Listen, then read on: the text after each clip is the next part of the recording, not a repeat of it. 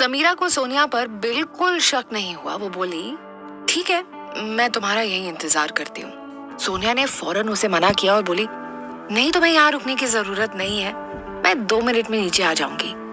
समीरा बोली, ठीक है, तो फिर मैं तुम्हारा नीचे इंतजार करती हूँ। ये कहकर समीरा ने अपना बैग और मोबाइल लिया और वहां से चली गई।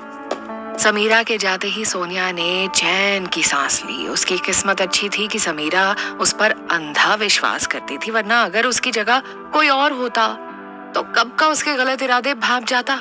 सबसे पहले उसने अलमारी से वो सूट जैकेट निकाली और उसके बटन काट कर अपने पास रख लिए। इसके बाद उसने जैकेट वापस अलमारी में लटका दी। वो खुश थी कि अब समीरा को सच कभी नहीं पता चलेगा। उसका प्लान अच्छा था, लेकिन समीरा के पास अभी भी वो एक बटन था जो अगर रेहान देख लेगा तो उसे पता चल जाएगा कि समीरा के पेट में उसका बच्चा है। जब समीरा नीचे पहुंची तो उसने देखा कि डाइनिंग टेबल पर रेहान, अभिजीत और मिस्टर सिंघानिया बैठकर बातें कर रहे थे। जब वो टेबल के पास पहुंची तो मिस्टर सिंघानिया ने पूछा, तुमसे मिलने तो सोनिया भी आई थी ना, वो कहाँ है? इससे पहले कि समीरा कुछ बोल पाती, पीछे से सोनिया की आवाज आई, मैं यहाँ हूँ दादाजी। फिर वो उनके पास आकर बोली, वो मेरे पैर में मोच आ गई थी, इसलिए मुझे आने में थोड़ी देर हो गई। उसकी बात कर मिस्टर सिंघानिया ने समीरा की तरफ निराशा से देखा। वो बोले, कैसी दोस्त हो तुम, अपनी बेस्ट फ्रेंड को दर्द में अकेला छोड़कर आ गई। समीरा खुद सोनिया का झूठ सुनकर हैरान थी। सोनिया उसके पास आकर बोली, दादाजी, इसमें समीरा की कोई गलती नहीं है, मैंने उसे पहले नीचे जाने के लिए कहा था। इसके बाद सब लोग नाश्ता करने के लिए बैठ गए। समीरा रेहान के पास और सोनिया अभिजीत के पास वाली कुर्सी पर बैठी थी। मिस्टर सिंघानिया आज का मौका गंवाना नहीं चाहते थे, इसलिए उन्होंने सोनिया से डायरेक्ट पूछ लिया, सोनिया बेटा, तुम्हें अभिजीत कैसा लगता है? सब लोग उसका सवाल सुनकर शॉक में थे। जाहिर था कि सब इस सवाल का मतलब जानते थे। सोनिया हिचकिचा कर बोली, अभिजीत एक बहुत अच्छा इंसान है, उसे कौन पसंद नहीं करेगा। ये सुनकर मिस्टर सिंघानिया बहुत खुश हुए। वो आगे शादी की बात करने ही वाले थे कि अभिजीत ने बात बदल दी। वो बोला, दादाजी, मुझे आज कंपनी में कुछ काम है, इसलिए मुझे थोड़ा जल्दी पहुंचना है, मैं चलता हूँ। मिस्टर सिंघानिया ये सुनकर नाराज हो गए और बोले, अभी तो हमने नाश्ता भी खत्म नहीं किया और तुम इतनी जल्दी ऑफिस जाने की बात कर रहे हो। अभिजीत बोला, दादाजी, आप जानते हैं ना कि आज पार्टी है, इसलिए मुझे कुछ तैयारियां देखनी है, हम आज रात डिनर पर बातें कर सकते हैं। ये कहकर अभिजीत फौरन उठकर चला गया। समीरा और सब लोग ये देखकर हैरान थे कि अभिजीत ने दादाजी की बात काट दी और उनकी बात को इग्नोर करके वहां से चला गया। रेहान ने ऐसे जताया जैसे उसे इन बातों से कोई फर्क नहीं पड़ता। मिस्टर सिंघानिया रेहान की तरफ गुस्से से देखते हुए बोले, तुम्हें सारा काम क्या अभिजीत से करवाना है या खुद भी कुछ करोगे? रेहान ने मिस्टर सिंघानिया की तरफ देखा और बोला, आपको सच में लगता है कि वो काम की वजह से नाश्ता छोड़कर गया? मिस्टर सिंघानिया बोले, और क्या वजह हो सकती है? मिस्टर सिंघानिया जानते थे कि अभिजीत के जाने की असली वजह क्या है, लेकिन वो रेहान पर अपनी भड़ास निकालना चाहते थे। रेहान उनसे बहस नहीं करना चाहता था। वो भी नाश्ता छोड़कर बोला, लगता है मैं जब तक यहाँ से नहीं जाऊंगा आपका गुस्सा शांत नहीं होगा। ये कहकर वो अपनी व्हीलचेयर रोल करके वहां से चला गया। उसके पीछे सोनिया और समीरा भी उठ खड़ी हुई और बोली, हम लोग भी ऑफिस चलते हैं। जब वो दोनों बाहर आ गए तो सोनिया ने समीरा से पूछा, क्या तुम रेहान की मदद नहीं करोगी? समीरा मुंह बनाकर बोली, रेहान को मेरी मदद की जरूरत नहीं है। सोनिया उसे डांटते हुए बोली, क्या बकवास कर रही हो, वो व्हीलचेयर पर है, कम से कम उसको कार में बैठने में मदद तो कर देती। इसके बाद उसने आगे बढ़कर रेहान से कहा, मैं तुम्हारी मदद कर देती हूँ।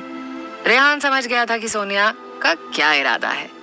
उसने एक नजर समीरा पर डाली और फिर उसे जलाने के लिए सोनिया से मुस्कुरा कर बोला, थैंक यू। ये देखकर समीरा को बहुत गुस्सा आ रहा था। सच में कितना बेशर्म है ये, उसके सामने उसकी दोस्त के साथ फ्लर्ट कर रहा है, लेकिन अंदर ही अंदर उसका दिल दर्द से तड़प रहा था।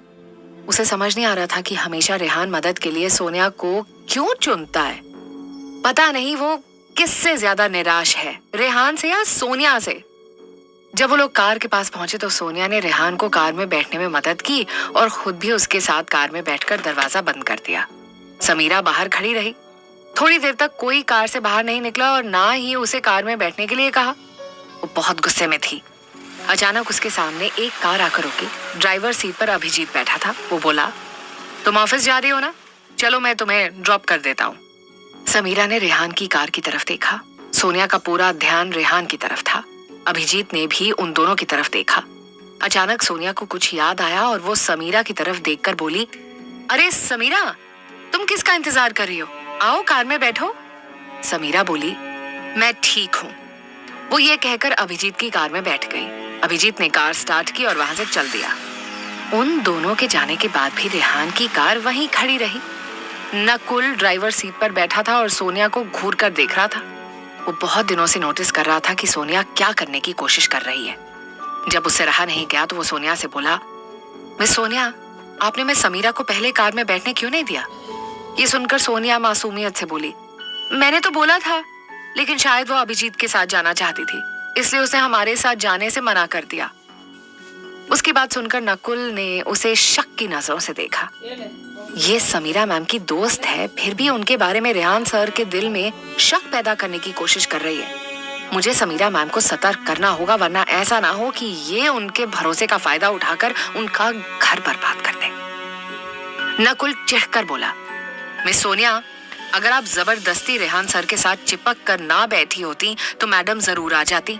आपने उनके बैठने के लिए जगह कहाँ छोड़ी? ये सुनकर सोनिया का चेहरा पीला पड़ गया। वो बोली, अगर ऐसी बात है तो मैं उतर जाती हूँ।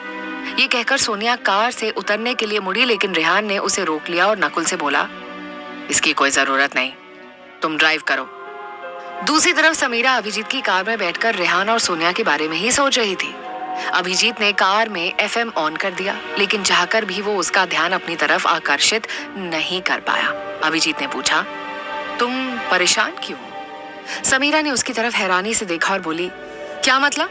अभिजीत बोला, तुम्हें सोनिया को रेहान के साथ देखकर जलन हो रही है ना? अभिजीत की बात सुनकर समीरा बोली, ऐसा कुछ नहीं है, वैसे भी सोनिया के दिल में रेहान के लिए कोई फीलिंग नहीं है। ये सुनकर अभिजीत हंसने लगा। उसने पूछा, तुम्हें कैसे पता कि वो रेहान को पसंद नहीं करती? क्या पता उसके दिल में सच में रेहान के लिए फीलिंग्स हो और वो तुम्हें बताना नहीं चाहती हो? समीरा बोली, नहीं, ये नामुमकिन है, वो मुझे कभी धोखा नहीं देगी। वो अभी एक जिद्दी बच्चे की तरह दिख रही थी, जिसे अपनी दोस्त सच्ची और पूरी दुनिया झूठी नजर आ रही थी। अभिजीत समीरा को काफी देर तक देखता रहा, फिर बोला, तुम सच में सोनिया पर अंधा विश्वास करती हो? समीरा बोली, हाँ, क्योंकि वो मेरी बेस्ट फ्रेंड है। अभिजीत बोला, इसका मतलब चाहे जो हो जाए तुम इस बात पर कभी विश्वास नहीं करोगी कि वो तुम्हें धोखा दे रही है। समीरा ने उसकी बात सुनकर हाँ तो कर दी, लेकिन वो थोड़ा घबरा रही थी। सोनिया उसकी बचपन की दोस्त थी और आज तक उसे अपनों ने ही धोखा दिया था। अगर वो भी ऐसी निकली तो नहीं, सोनिया मेरे साथ कभी ऐसा नहीं करेगी। लेकिन फिर भी वो रेहान और सोनिया को साथ में नहीं देख सकती थी। अचानक अभिजीत ने पूछा, क्या तुमने आज की पार्टी के लिए ड्रेस खरीद ली?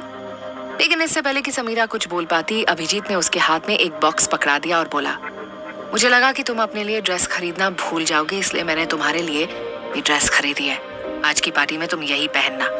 समीरा उसकी बात सुनकर शॉक में थी। भला अभिजीत को ड्रेस खरीदने की क्या जरूरत थी? वो बोली, मैंने सोनिया के साथ जाकर पहले ही ड्रेस खरीद ली थी, आपको इतना परेशान होने की जरूरत नहीं थी। उसकी बात सुनकर अभिजीत थोड़ा उदास हो गया और बोला, लेकिन मैंने बहुत प्यार से तुम्हारे लिए ड्रेस खरीदी है, इसलिए मना मत करो।